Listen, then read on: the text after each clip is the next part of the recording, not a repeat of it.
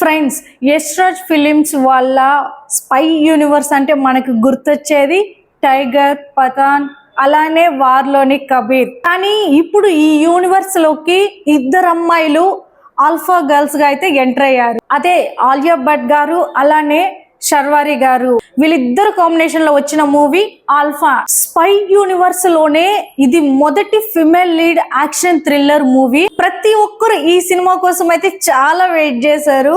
మరి ఈ సినిమా గుండె ధైర్యం ఎలా ఉంది, ఆలియా భట్ గారు యాక్షన్ సీన్స్ ని ఎలా చేసింది, అసలు స్టోరీ ఏంటో ఈ వీడియోలో తెలుసుకుందాం. వీడియోని ఎక్కడ స్కిప్ చేయకుండా చూసేసేయండి. ఈ కథ మొదలయ్యేది 1999 కార్గిల్ వార్ తర్వాత.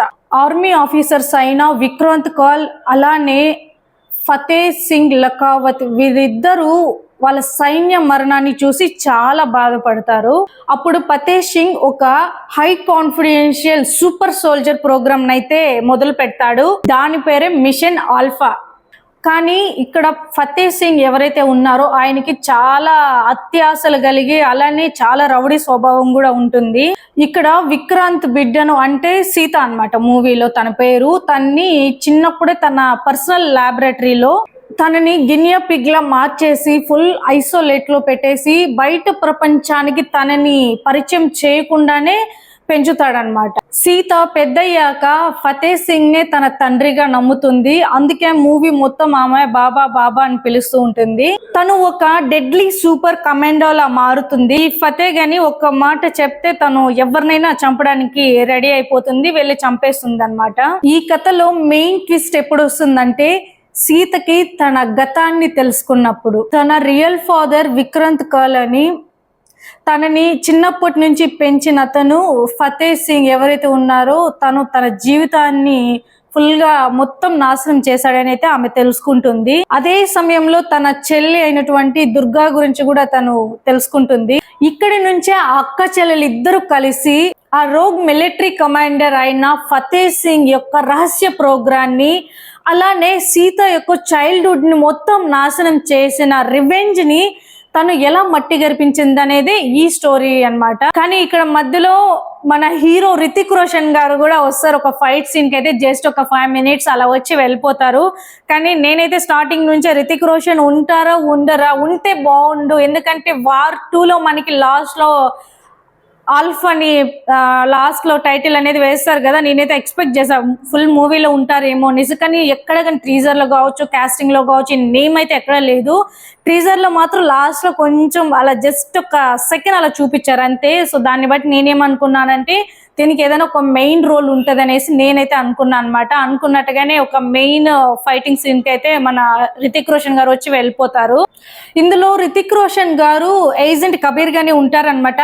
క్యామియో అపీరియన్స్ లో అయితే కనిపిస్తారు. ఈ అపీరియన్స్ అయితే ఫ్యాన్స్ అందరినీ ఒక సర్ప్రైజ్ చేసిందని చెప్పొచ్చు. ఇందులో రితిక్ రోషన్ గారు క్యామియో దీంట్లోనే ఉంటారా లేదో ఈయన ఏజెంట్ గానే ఉంటారని ఒక సర్ప్రైజ్ అయితే ఇచ్చింది.